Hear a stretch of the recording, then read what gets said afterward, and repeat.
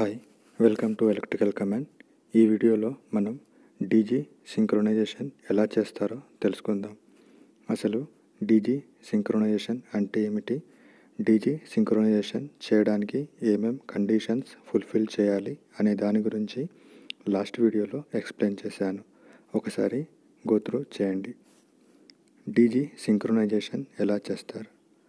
For example, మనం 3 DG సెట్స్ని synchronise చేసి operate చేయాలి అనుకుందాం. సో ఆ 3 డీజీ యొక్క capacity 1 megawatt, 1 megawatt and 0.5 megawatt అనుకుందాం. ఈ 3 డీజీలను ఒక కామన్ బస్ బార్కి కనెక్ట్ చేసి పవర్ని లోడ్కి డిస్ట్రిబ్యూట్ చేసాం అనుకుందాం. సో డీజీ సింక్రొనైజేషన్ చేయాలంటే మనం ముందుగా ఒక డీజీని స్టార్ట్ చేయాలి. ఆ డీజీని మనం మాస్టర్ డీజీ అంటాము. రిమైనింగ్ డీజీలని స్లేవ్ డీజీస్ అంటారు. సో మనం ఒక జనరేటర్ 1ని ముందుగా స్టార్ట్ చేసాం అనుకుందాం. సో జనరేటర్ 1ని స్టార్ట్ చేసి దాని యొక్క పవర్ని బ్రేకర్ని ఆన్ చేయడం ద్వారా బస్ బార్కి ఫీడ్ చేసాం అనుకుందాం. ఈ బస్ బార్లో జనరేటర్ 1 యొక్క వోల్టేజ్ అండ్ ఫ్రీక్వెన్సీ ఎగ్జిస్ట్ అయి ఉంటాయి.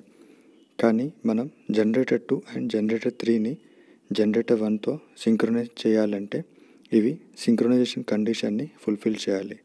ఆ సింక్రొనైజేషన్ కండిషన్స్ ఏంటంటే అవి వోల్టేజ్ ఈక్వల్గా ఉండాలి, ఫ్రీక్వెన్సీ ఈక్వల్గా ఉండాలి, ఫేజ్ యాంగిల్ ఈక్వల్గా ఉండాలి అండ్ ఫేజ్ సీక్వెన్స్ కూడా ఈక్వల్గా ఉండాలి.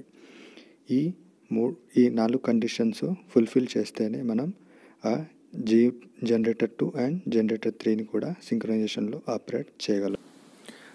డీజీ సింక్రొనైజేషన్ చేయడానికి సింక్రొనైజేషన్ కంట్రోలర్ అండ్ సింక్రోనోస్కోప్ని యూజ్ చేస్తారు. డీజీ1, డీజీ2 అండ్ డీజీ3లో 3 సింక్రొనైజేషన్ కంట్రోలర్స్ ఉంటాయి. ఇవి ఒకదానికొకటి కమ్యూనికేషన్ చేయబడి ఉంటాయి. ఫర్ ఎగ్జాంపుల్, డీజీ1ని స్టార్ట్ చేసినప్పుడు దాని యొక్క voltage and frequency and phase sequence ఈ 3 పారామీటర్స్ డీజీ2 అండ్ డీజీ3లో ఉన్న కంట్రోలర్స్ కూడా రీడ్ చేస్తాయి.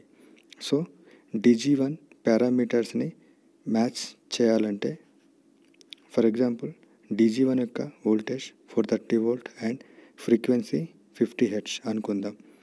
మనం డీజీ2ని స్టార్ట్ చేయగానే డీజీ2 యొక్క voltage 380 volt and frequency 40 hertz అనుకుందాం. అంటే అప్పుడు డీజీ1 అండ్ డీజీ2 యొక్క వోల్టేజ్ డిఫరెన్స్ చాలా ఉంది అండ్ ఫ్రీక్వెన్సీలో కూడా డిఫరెన్స్ చాలా ఉంది. సో ఆ డీజీ2 యొక్క కంట్రోలర్ డీజీ2 యొక్క ఎగ్జైటేషన్ని ఏవిఆర్ త్రూ కంట్రోల్ చేసి దాని యొక్క వోల్టేజ్ని డీజీ1 యొక్క వోల్టేజ్తో ఈక్వల్ చేస్తుంది. అదేవిధంగా డీజీ2 యొక్క స్పీడ్ని అడ్జస్ట్ చేసి దానిని డీజీ1 యొక్క ఫ్రీక్వెన్సీతో మ్యాచ్ చేస్తుంది. సో ఈ విధంగా డీజీ2లో ఉన్న కంట్రోలర్ డీజీ2 యొక్క వోల్టేజ్, డీజీ2 యొక్క ఎగ్జైటేషన్ అండ్ స్పీడ్ని కంట్రోల్ చేసి వోల్టేజ్ అండ్ ఫ్రీక్వెన్సీని మ్యాచ్ చేస్తుంది. అండ్ ఫేజ్ సీక్వెన్స్ కూడా డీజీ1 యొక్క phase sequence, for example RYB ఉంటే డీజీ2 యొక్క ఫేజ్ సీక్వెన్స్ కూడా ఆర్వైబి ఉంటుంది. దీన్ని కూడా మ్యాచ్ చేస్తుంది. ఇలా ఈ కండిషన్ అన్నీ మ్యాచ్ అయ్యాక ఫేజ్ యాంగిల్ని మ్యాచ్ చేయాలి. ఫేజ్ యాంగిల్ని మ్యాచ్ చేయడానికి మనం సింక్రోనోస్కోప్ని యూజ్ చేస్తాము. ఈ సింక్రోనోస్కోప్లో డీజీ1 అండ్ డీజీ2 యొక్క రెండింటి యొక్క పవర్ ఫీడ్బ్యాక్ తీసుకొని ఎప్పుడైతే వాటి యొక్క ఫేజ్ యాంగిల్ ఈక్వల్గా ఉంటుందో ఆ సింక్రోనోస్కోప్ యొక్క నీడిల్ అనేది కాన్స్టెంట్ అవుతుంది. వెంటనే డీజీ2 కంట్రోలర్కి ఫీడ్బ్యాక్ ఇస్తుంది. అప్పుడు డీజీ2 కంట్రోలర్ దాని యొక్క బ్రేకర్ని ఆన్ చేయడానికి కమాండ్ని ఇస్తుంది. అప్పుడు డీజీ2 యొక్క బ్రేకర్ని మనం ఆటోమేటిక్గా లేదా మాన్యువల్గా ఆపరేట్ చేసి ఆ కామన్ బస్ బార్కి డీజీ2 యొక్క పవర్ని ప్రొవైడ్ చేస్తారు.